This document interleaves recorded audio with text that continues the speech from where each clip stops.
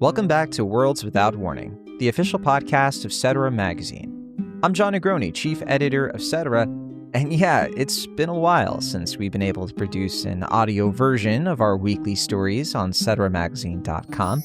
We have published quite a lot of new fiction since then, and I hope you've had a chance to check out those stories in their written form. That said, I am so excited to bring you the audio version of one of our stories that came out back in May 7th, to be more specific. Today's story is called The Day Hikaru Died, and it's a science fiction story about a family robot in a near-future setting. It was written by Frances Koziar, and I'll be reading it aloud today. As always, you can find the written version of this story along with many others over at ceteramagazine.com, where you can also tip our authors with one-time donations to say thanks or to buy them a coffee. Plus, you can become a paid member of Etc. Magazine. Paid members get exclusive perks like bonus stories, the ability to comment, and more. Plus, you'd be helping us keep the bills paid. In fact, we have a bonus story that just came out the day I'm recording this. It's called Please Respect Our Decision, and it's by yours truly. All right, that should do it. Here is The Day Hikaru Died. The Day Hikaru Died. Written by Frances Koziar. Edited by Natalia Emmons and Jon Negroni. Narrated by Jon Negroni. This is a story about love and emotion chips.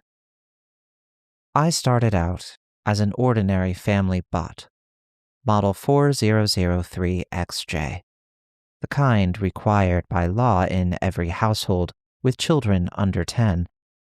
But my owner, a single Japanese-Canadian father named Hikaru, made a sentimental, read incomprehensible to me, decision from the start. He had me outfitted in a child's body, told his 2 children that I was their older sister, and referred to me as his daughter. They ate dinner kneeling on cushions around a low table, and every day he invited me to join them and asked me how my day was in the same way he asked his children. Early on, the children didn't pay attention to what I said, and my answers mostly concerned their care and nutrient levels. But Hikaru encouraged me to talk about fun, too, and I tried to oblige, running his encouragement against several different definitions of fun. As the children got older, they ironically thought that the way my logic ruined most of their jokes was funny. They thought I was defective, or not like a bot at all, as a younger child said once. And they delighted in it, but I've wondered since if I really was different then, or if they had only seen what they wanted to see. When the children were 10 and 12, I was taken to a shop to be upgraded into an adult body.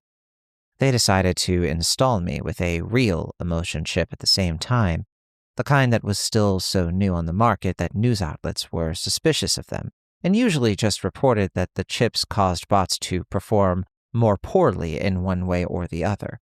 But Hikaru didn't believe those opinions, or didn't care, and he described the chip as a present to thank me for all I'd done for them and all the times my wry sense of humor had made them laugh. I couldn't do a proper scan of myself after the chip changed me, since I couldn't trust that it hadn't changed my diagnostics too. But the clearest difference that I could discern was that it made me slow and unsure. I didn't always run scans or do data analysis in the middle of a conversation. Sometimes I would hesitate and just stare, thinking about what to do, not coming up with all the possible answers instantly, or coming up with them all but not feeling like any of them was right. Sometimes when the children, teenagers then, were playing together, I would just watch them and do nothing but entertain a vague desire to help them the moment they needed it. I responded differently to Hikaru, too.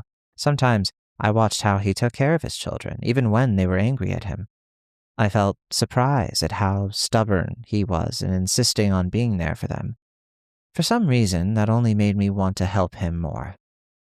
When his eldest got married in her late 20s, Hikaru offered me as a present for her own household and the implied future children.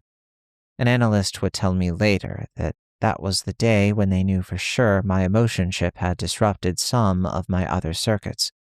Because I'm supposed to follow every order Hikaru gives me unless it breaks a law or the AI civility code, but I disobeyed him. I went to his daughter's house, and she and her wife happily showed me around the place, but I only stayed one night and left before dawn. I was making breakfast for Hikaru by the time he woke up the next day.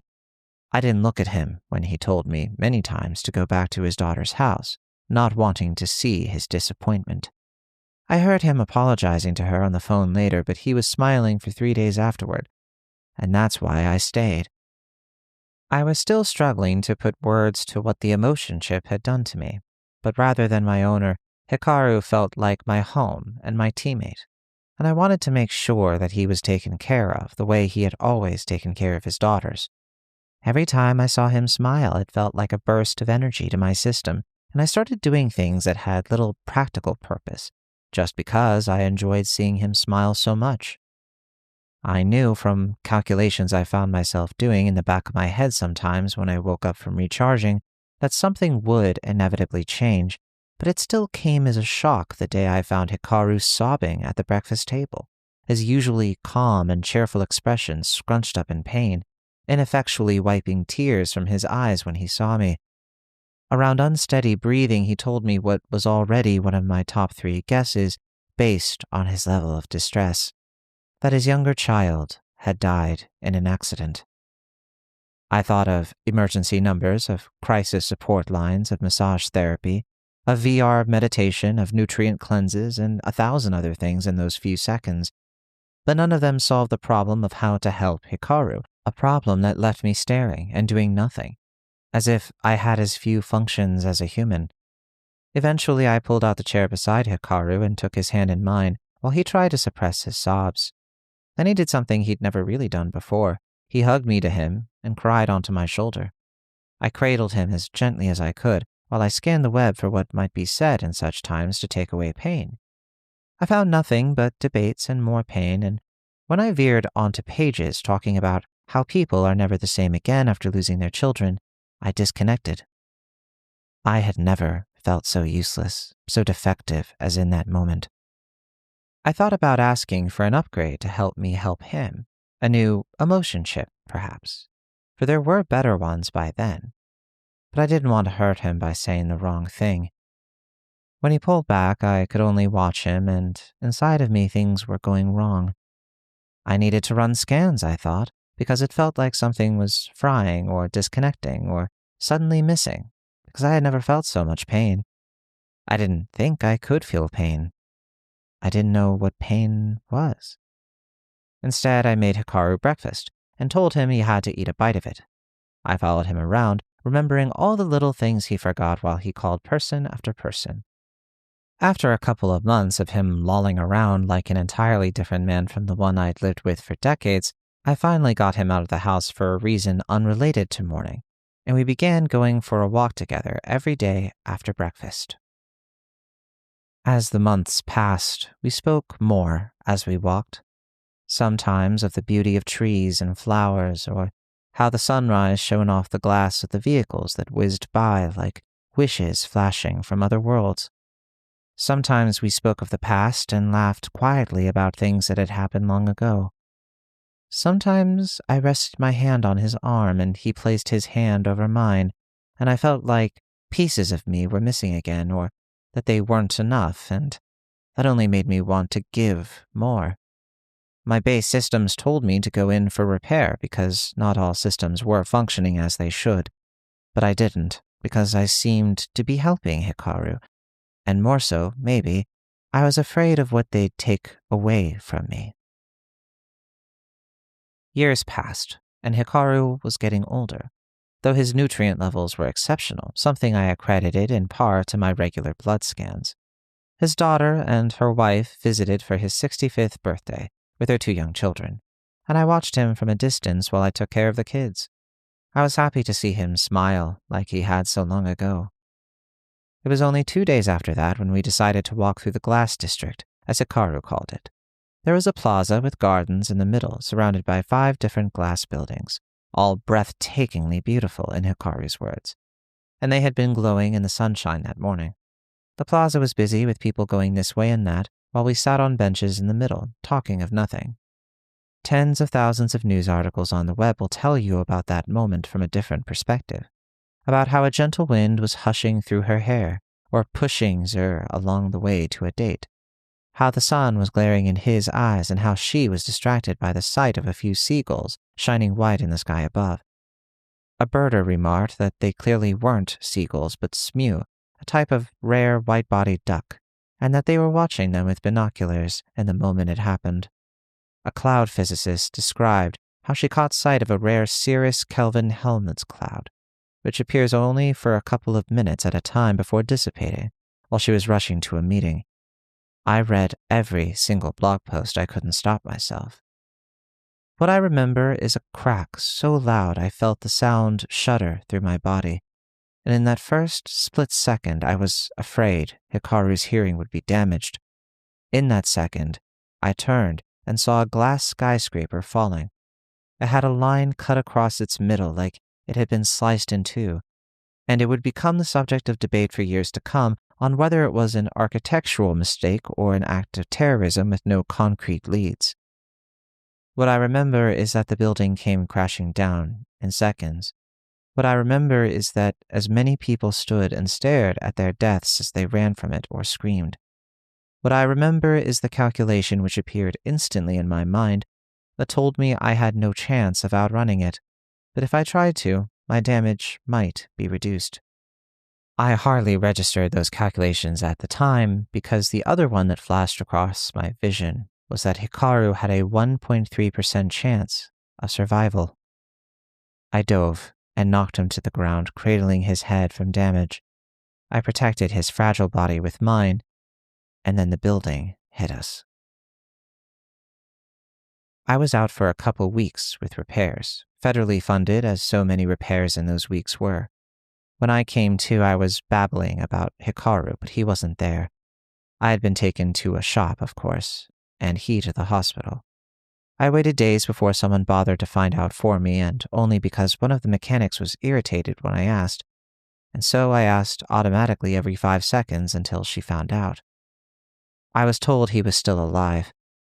I was told he was in a coma. I swallowed nuts and tiny metal shop bits and then struck my belly in a certain spot that allowed me to vomit them back up into my hand. I did this again and again because despite not having a stomach, I felt nauseated, and this let me be sick like a human. They wouldn't let me leave the shop until Hikaru came or told them what to do with me, or his ownership of me passed legally to his daughter. Over the next 2 weeks, I was told 68 times that my emotion chip was damaging me or that I should get it removed by the people in the shop, but I merely spewed numbers and facts at them until they left me alone. I paced back and forth, back and forth. I read all the internet posts then, obsessively. I read about the others who died, the others who'd been injured, and their loved ones who were left behind. I read about comas. I flicked off the internet so I didn't have to learn any more, but then I would flick it back on again, needing to. I needed to be taking care of Hikaru. I needed to be home. Hikaru's daughter was distraught, and doing the paperwork to claim me wasn't her first priority, so it was a tech who got me out instead. She was new and had been given the night shift to watch over the shop. She saw me vomiting up bolts and asked what I was doing. I told her Hikaru was in a coma and waited for her to tell me that my emotion chip was damaging my other systems. Instead, her eyes welled with tears, and she told me her sister and her partner had died the same day. On her second shift, she smuggled me out to the hospital in the early hours of the morning, and we lied our way to where Hikaru was. He was bandaged up, and he looked frailer than I'd ever seen him. I began scanning him, needlessly as the most important numbers were already on the monitor next to him, including pricking his skin to test his blood as I always used to. But learning that a few of his vitamin and mineral levels were low only made me feel more useless than before. "What are you going to do?" the mechanic asked when I bent down to analyze Hikaru's life support connections. I plugged myself into them, but there wasn't anything I wanted to change, anything I could improve upon. He was basically dead, my systems told me, but I just stood there, unable to accept it. I began spewing off every first aid treatment and pseudoscience solution that might help Hikaru, speaking them automatically while my gaze was fixed on how his breath rasped in and out. I listed 17 medications and herbal treatments and the ideas of hitting him or shocking him like a defibrillator when one of the ICU nurses arrived to roll Hikaru over, and then our lies couldn't save us. I told the truth, while the mechanic supported me with her heartfelt earnestness and the nurse let me stay out in the waiting room. I stayed there for 4 weeks, most of it spent counting and recounting the number of pixels in a large print of some forgotten artist's work and trying to resist the temptation to hack into the hospital system so I could monitor Hikaru myself. I tried charging down, pacing, and doing anything to block the truth from coming in, but every few moments a memory of Hikaru would come back, of his smile, or his kindness, or his tears. I would see the image of him lying in the ICU bed being fed through a tube. I'd find myself standing still where I had been pacing, a hand pressed to the spot in my gut where my emotion chip was, and wonder if this was love. I repeated the words of the other mechanics to myself many times, the original parts of me explaining, like the older sister I'd once been, that things would be easier if I removed the chip, that the pain would go away, that I shouldn't know what pain was. But if the pain went away, would Hikaru go away too? Would I remember our walks and the day I'd made him breakfast after his child died? Would I remember that morning sitting in the glass district and how he lifted his gentle face up to the buildings, closing his eyes as the light touched them?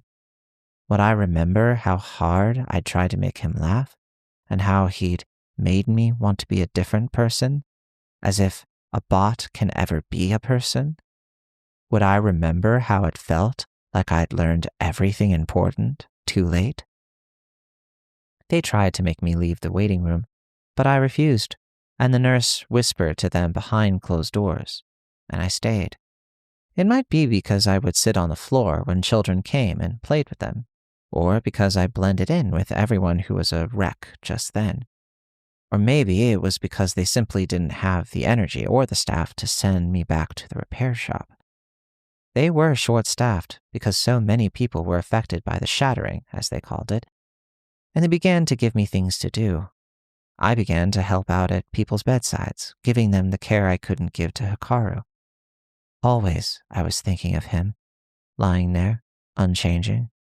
Always I felt so useless, so broken, so defective.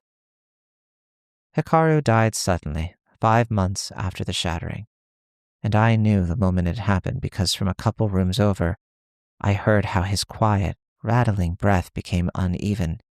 Then it simply stopped.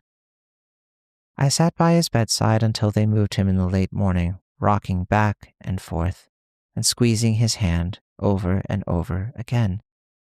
I was thinking of the breakfast I would have made for him when he got home. I was thinking of how I would make him better. I was thinking of all the functions I'd been programmed with originally and how surely one of them should have been able to stop this. Losing the people we love is the hardest part of living, one of the nurses said to me, and without taking my eyes off Hikaru, I replied in a mechanic monotone. I don't think I'm living. Existing, then, she said, and then patted me softly on the shoulder as if I wasn't a family bot, model 4003 XJ. When people die, she added after a moment of silence, it's a moment where we can remember them and decide what we want to carry forward, what lessons we learned from them, how we will live our lives better for having known them. The love doesn't end just because they're gone. I give my love to these people, she said more quietly, and finally my eyes lifted to her and the wariness in her face. Because I can't give it to my son. Perhaps you'd like to stay, she asked, as if I had the rights to determine my fate, as if I had the functioning to make decisions. But I did stay, and Hikaru's daughter sorted out the legalities eventually. The hospital was the last place Hikaru had been, and so it was the only place I wanted to be. When I was working, it felt like he could still be there in another room, plugged in on his old bed. I let myself think I was assisting him somehow, or redeeming myself for not helping him more in the time that I knew him.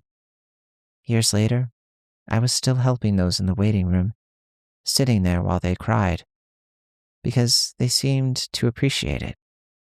I talked about death and pain to children when they asked me questions in high, worried voices, and sometimes I simply said, "I don't know, but I wish I did."